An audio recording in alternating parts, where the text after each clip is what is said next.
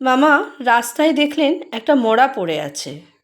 উনি তখন যাতে ছোঁয়া না লাগে, হাতে নারায়ণশিলা রয়েছে তো, যাতে ছোঁয়া না লাগে, তাই উনি একটু পাশ কাটিয়ে যাওয়ার চেষ্টা করলেন। সঙ্গে সঙ্গে মড়াটা যেন গড়গড় করে গড়িয়ে ওনার পথ রোধ করে দাঁড়ালো। উনি একবার দুবার এদিক ওদিক ঘুরপথে যাওয়ার চেষ্টা করতে লাগলেন, কিন্তু মড়াটাও সাথে সাথে ওনার পথে সামনে আসতে লাগলো। উনি ভয় না পেয়ে এগিয়ে গেলেন বট গাছের দিকে। মড়াটাও এগিয়ে এলো। আর কি আশ্চর্য, মড়াটা বটগাছে উঠে গেল গড়গড় করে। উনি এবার তাড়াতাড়ি পা চালিয়ে বাড়ি ফিরলেন। বাড়িতে এসে সকলকে বললেন।